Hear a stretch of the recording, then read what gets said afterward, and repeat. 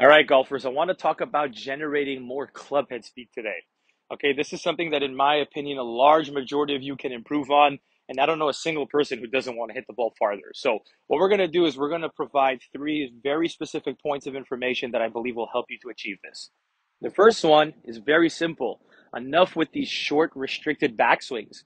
I see so many of you out there with this false idea that restricting the hip turn, really shortening up this arm swing, making it super narrow is going to help you with control because there's less moving variables in the golf swing.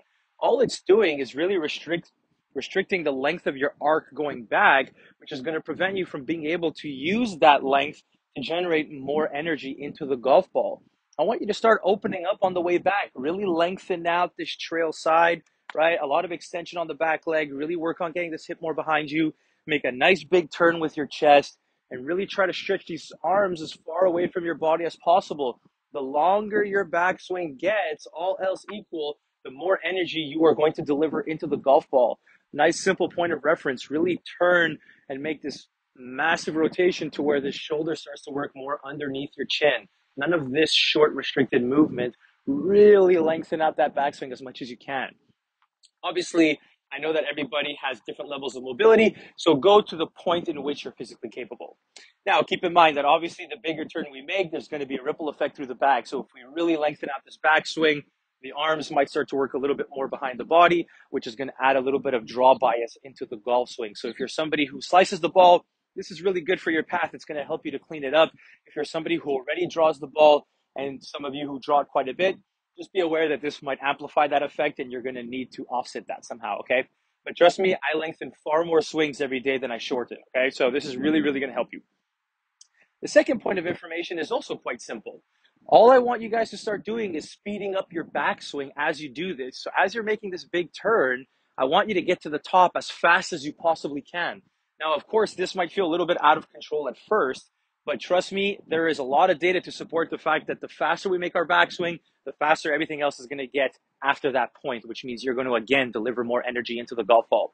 Enough with these really slow, really deliberate backswings.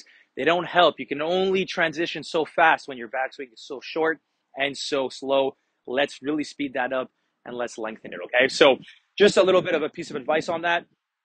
When you speed up, I always like to use the analogy of a car on the highway. You know, if you're somebody who's driving on the highway and you've been on the highway, let's say for 10 minutes and you've been cruising at like 100 or 110 kilometers an hour, so about 60 miles an hour for you Americans out there, right? Well, if you suddenly just put your foot to the pedal and you just suddenly floor it, of course, in those first 5-10 seconds, it might feel very out of control. But at some point, if you stay at that increased speed for long enough, it starts to feel very controllable all of a sudden, right? It doesn't feel like you're going nearly as fast as it did at the beginning when you first floored it. Swing speed is no different. When you first make this big turn and really speed up the length of your backswing, right? And everything that's taking place, well, of course, at first it's going to feel very out of control. But over time, this is going to start to rein back in and you're going to be able to control it a lot easier. Obviously, in the early stages, that won't be the case. But if your priority is just clubhead speed, don't worry so much about where the ball's going. You're going to be able to control that over time. Now, the last point of information has to do with pressure underneath the ground. This is obviously the part that's a little bit more complex. Now, we've seen pressure traces from longer hitters, and they have a very consistent theme, okay? They are not getting all of their pressure into the trail side, so into the backside, at the top of the backswing. They are actually doing it a lot earlier than that, meaning they are actually getting their pressure into this trail leg almost halfway back, meaning between shaft parallel and lead arm parallel in the backswing. They already are maxing out their pressure into the trail side.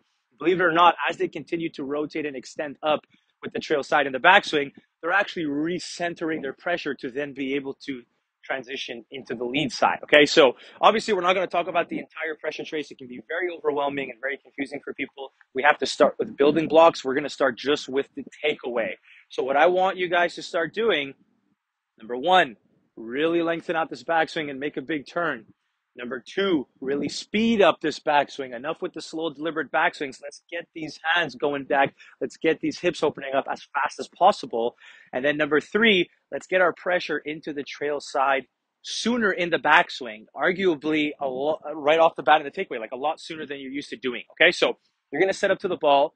And nice little drill that's going to help you guys get started with this is I'm going to back up just a little bit so you can see my feet here. We are going to feel as though we are planting and replanting both feet, specifically the latter half of the feet, so towards the toes area, not the heels, right? And what I'm doing here is I'm just feeling the pressure shifting from one side to the other as I do this.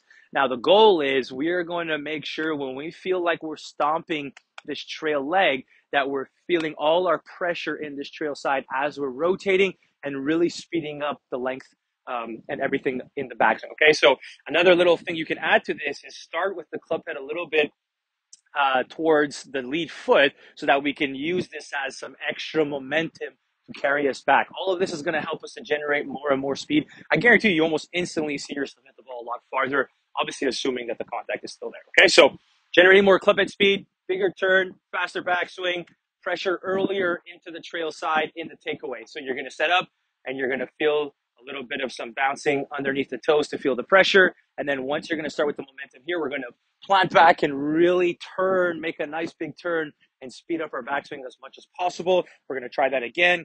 Again, tapping our feet, tapping our feet. Once we feel this here, we're going to tap this foot, really lengthen out the backswing and really speed up the backswing. You start to apply some of these elements within a controlled environment of your golf swing, and I guarantee you start to hit the ball a longer way, okay?